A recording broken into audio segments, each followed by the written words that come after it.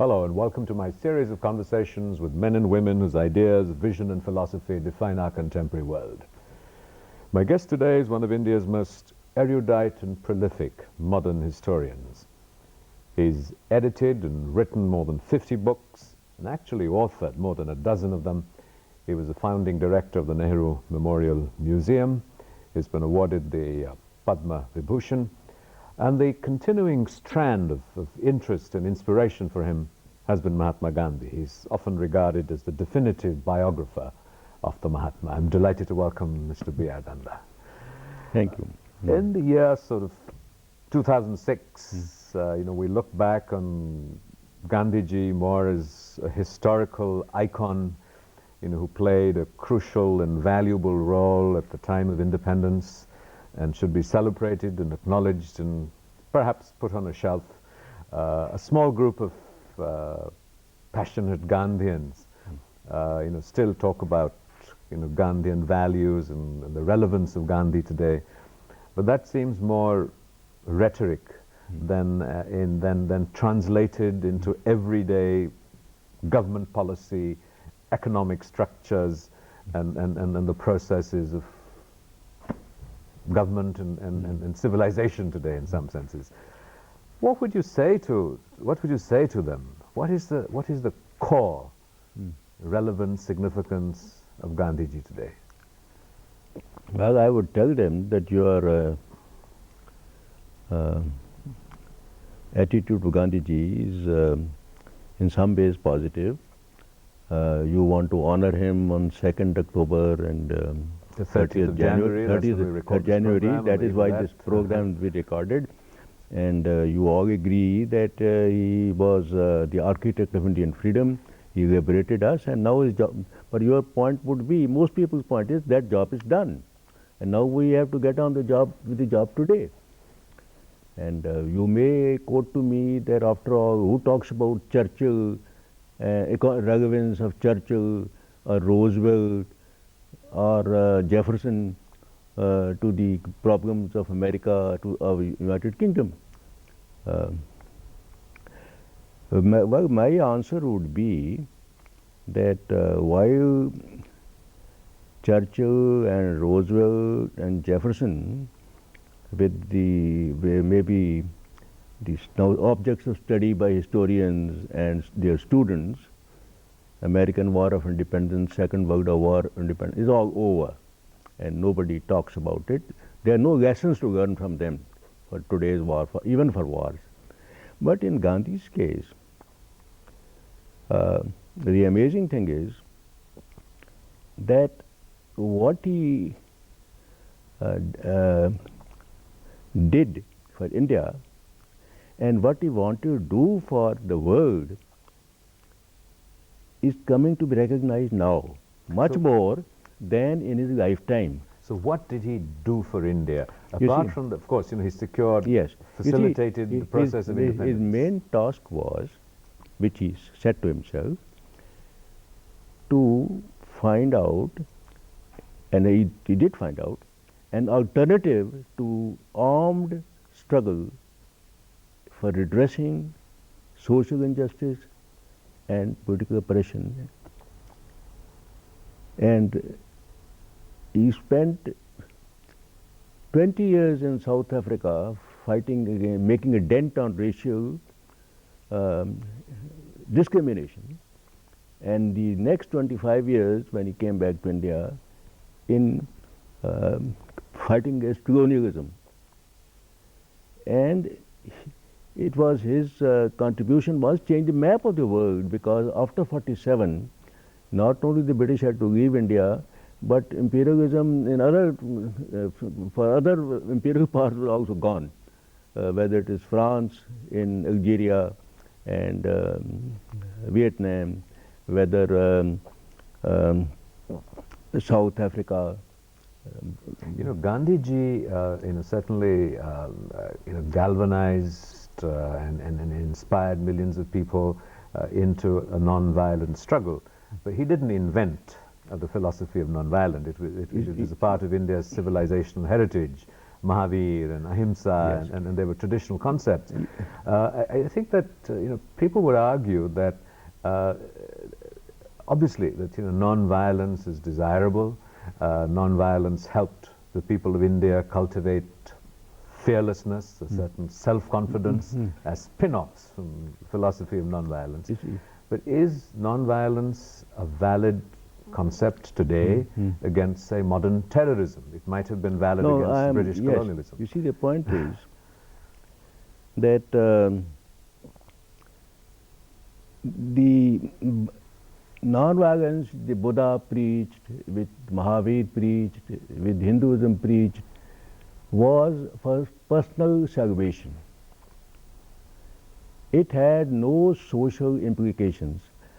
Gandhi's great achievement was to turn non-violence into a tool for social and political change for the first time, and not only in theory but in practice, because at the end of the day he had dented South African apartheid, so much so that I read an article by President Clark, the last president of South Africa, that in the end, he said Gandhi won, because Gandhi had found that if no government can rule against the wishes of the people. That's a compliment coming from him. So I think de Klerk was the last sort of yes, that's what I'm saying. But the point president is, of divided South Africa, and I think what he was saying was that the momentum. What I was saying was, it was Gandhi's inspiration which started the movement, and when Nelson Mandela went off in the East, he interrupted the non-violent movement for some years, but in the end then it was the workers on the floor, student strikes, and people's refusal to cooperate that made apartheid unworkable. So in contemporary India, for example, which social groups, who would you recommend, and how would non-violence apply itself? No, I'm coming to you because before I give my suggestions, I'm giving you what has been done. Because Gandhi's second achievement was in the social sphere. He started his crusade against untouchability from the day he came to India in 1915, and until 47 pursued it. And I cannot tell you how many difficulties he had, how much he had to bear from the orthodox people, how much his own radical congressmen said, you are diverting the movement, you are harming the movement by taking the social issue. But he went on. He was bombed in Pune in 1934, but just escaped. Some people were killed. His car was the target. The point is that he did that, and in the end, in 47, when I should say Constitutional Assembly was debating it, and by 49, it had been abolished. And in the end, not one dissentient voice. Difficult to believe that an evil like that, a social evil so pervasive, would but go many there. of these were sort of abolished in law and abolished constitutionally, but many prejudices amongst the people that Gandhiji championed still but survive. Nobody prevents them from coming on the roads, or nobody says you have polluted me in the train or anywhere. In fact, you can be prosecuted. And now it is more a political affair than a social affair, if you ask me. And there is no doubt that after all, so far as this aspect is concerned, something has to be done, should be done, but the main job was done. You're watching a conversation with the Gandhian biographer, B. Nanda. We'll be right back after a short break. Don't go away. Welcome back to a continuing conversation with Gandhiji's biographer. Nanda Sahab, another area that let's say sort of... No, I want to say some... Please. Because we are off the... You see, for example, Gandhi's method has been tried after his death. Where? I told you, in India there was no occasion to try because we had self-government. And there are any problems, they could be tackled through the parliament and so on, and that demonstrations. I won't go into that, how far we have followed him. But look, Poland, Czechoslovakia, solidarity movement in Poland, Czechoslovakia, Havel, Warsaw in this Poland, and Aquino in Philippines. They all studied Gandhi in prison or somewhere, and they had got inspiration from him, and they conducted these movements in the end when the Soviet Union was collapsing. Same, I would say, and they acknowledge it. But you know, no, I'm just coming. You see, the point is, it can only succeed when you apply it. You see, you must have leadership. They should have objectives, belief in the method, and have the skill to use public opinion and to make it impossible for the oppressor to go on. But that same sort of principle on economic policy, economic theory, and economic framework of Gandhiji, in such a globalized world, do you seriously believe that many of the principles that Gandhiji articulated can actually work and have contemporary value and relevance? You see, the assumptions and the values of globalization were far apart from Gandhiji's assumptions and values. But globalization is a fact today. And how would Gandhiji reapply his economic principles to a globalized economy? What he would say, that globalization can be a benefit to all. It is potentially beneficial to all. But in practice, it is being beneficial only to a small minority. How to make it beneficial to all is the responsibility of states, so that the benefits which are coming from there are better distributed. So how much can be done is up to the states. To left it only to the market forces would be, I think, being too optimistic. But isn't one of the principles of, in a sense, globalization, the withdrawal, of the state from the markets, and it's really the markets. But then the society has to find some mechanism. Gandhi's mechanism was decentralization. Last thoughts in the last 2 days on days, even when we were going last prayer meeting, he was thinking of the panchayats and how to raise the status and the power of the people and so on and so forth. But tell me, without any understanding, without change of thought, you cannot change the situation. If people are not prepared to see the dangers of consumerism, how it is affecting their families, how society, if the people are not prepared to I should say,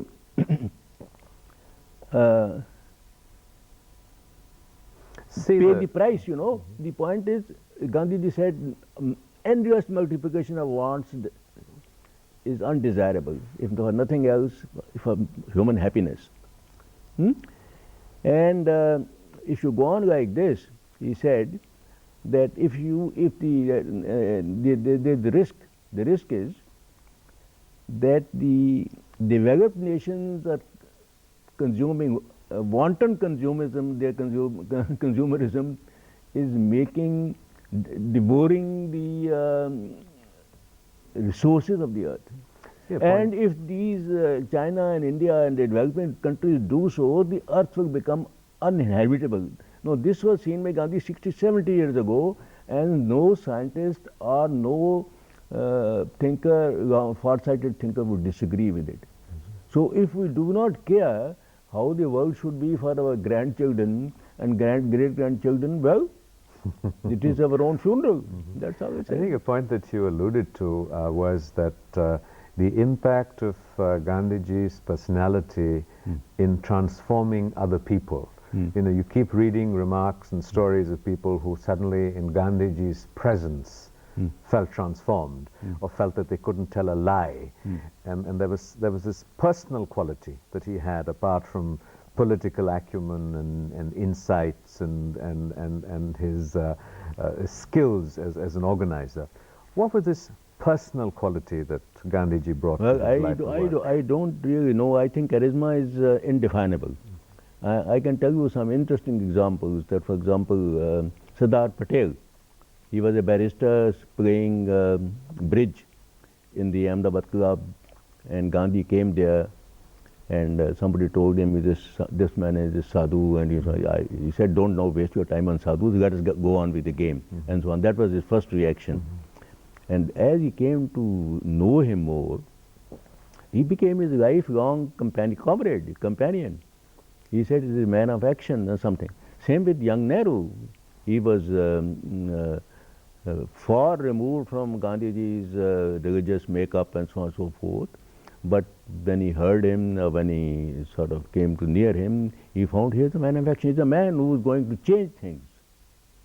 So those who wanted change, those who thought that he had answers which nobody else had, to follow him. Do you think that this had something to do with the enormous emphasis that Gandhiji played on truth, on satya, and even sort of his whole satyagraha was derived from the word satya, and he felt this great obligation to record all his own personal foibles and what people might call eccentricities, and that had in some profound, significant way a purifying effect on himself, and in turn that began to impact other people. This great commitment to the truth, to reality, and yet in the philosophical tradition where reality is relative. I agree with you that the man had that kind of charisma, but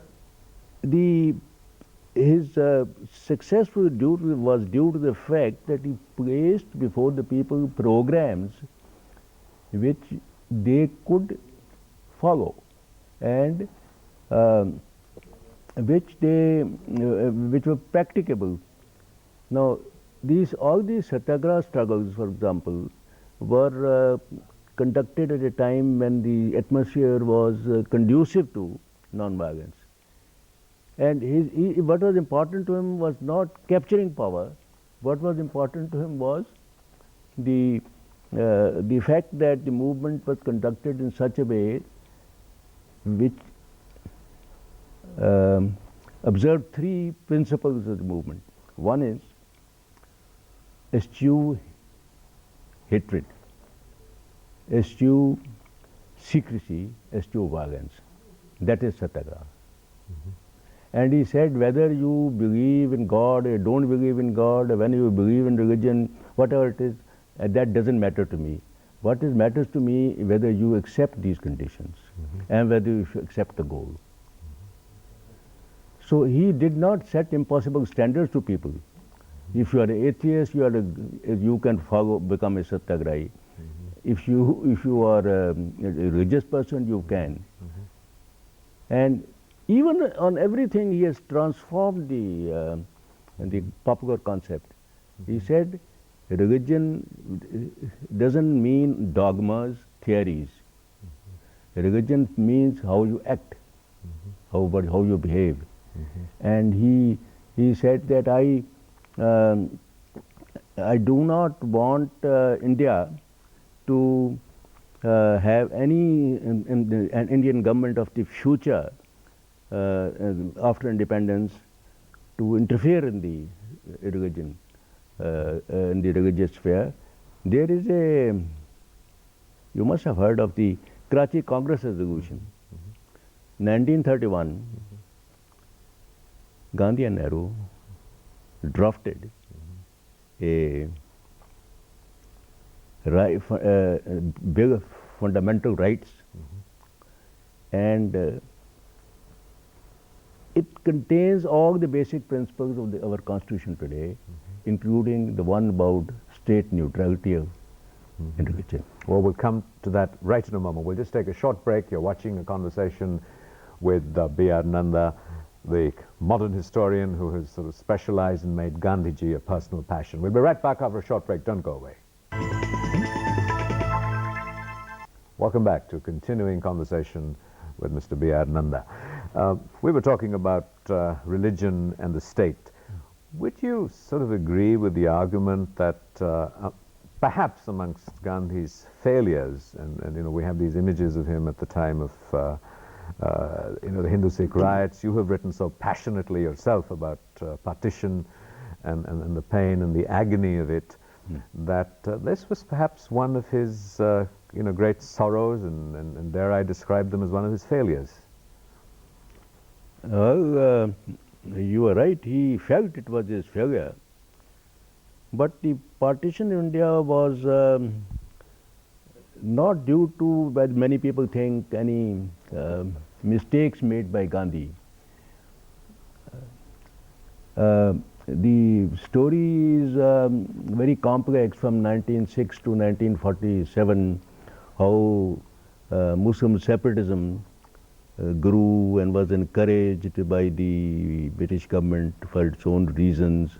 It created kind of the political elite was of the Muslim community was, you know, then it was interested in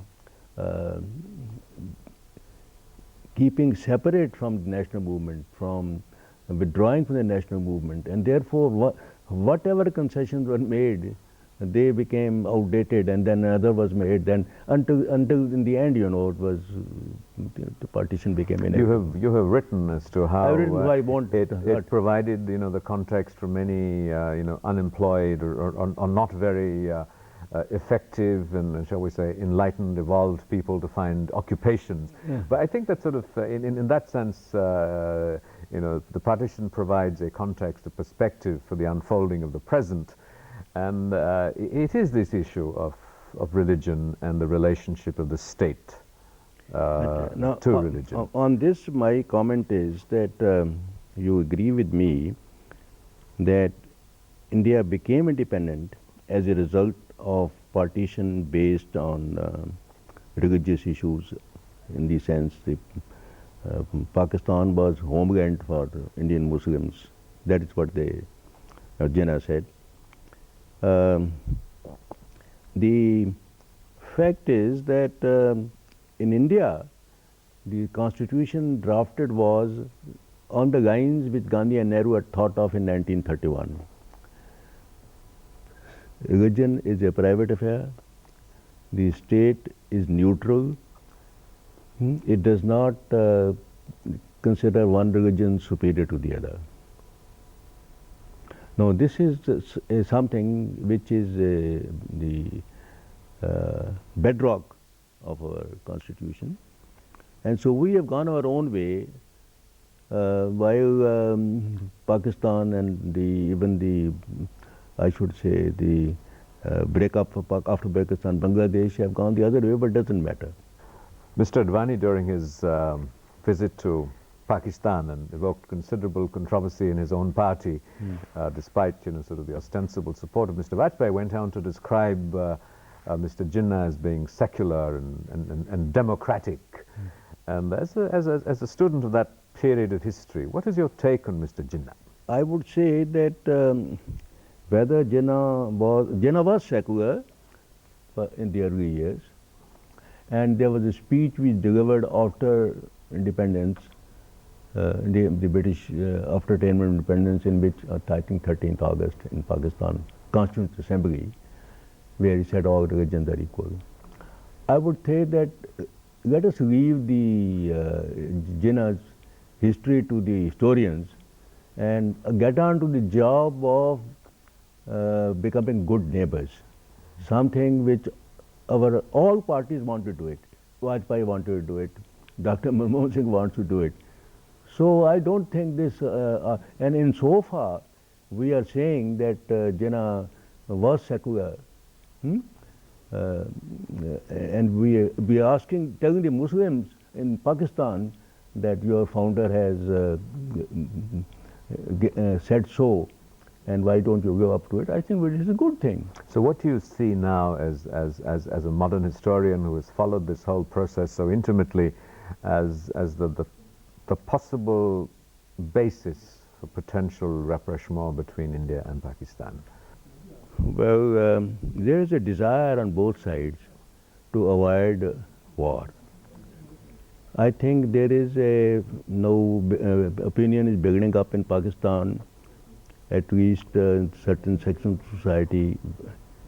I think many educated people want it, but one is not sure whether the army is that much eager for settlement. So it was the power of the bullet, and as we record this, counting down to the anniversary of the assassination of Mahatma Gandhi, what are your thoughts? Sort of all great men have to suffer,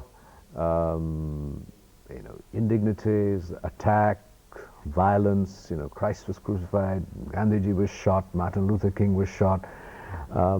What does it reassure you, tell you about the goodness of man, the people who sacrifice for others? And what I feel now is that though Gandhi is not in the mainstream of political and economic thought at this time, all thinking people, most thinking people in the world would agree with what Gandhi had said. And in fact, I may tell you that I saw a directory of governed bodies and universities and so on. 350 governed bodies and universities are giving courses on non-violence, conflict resolution by non-violence across the globe. Tell me about you personally. You've studied Gandhi so closely. What has been the single most powerful impact that Gandhian thought, philosophy, ideas, personality has had on you personally, in the way you live your life? Well, I think that there should be as little a gap between what you say and what you do. And you must not look only at your own interest, but at the interest of the community in which you are staying. Community means the society, the country, I would say the world also means something to you. So you must be not too short-sighted living from day to day, because you must think of what your country what your country should be, will be in future. Mr. Dayananda, thank you very much. This has been a great honor and a great blessing. Thank you. This wonderful, illuminating conversation. Thank you. Thank you.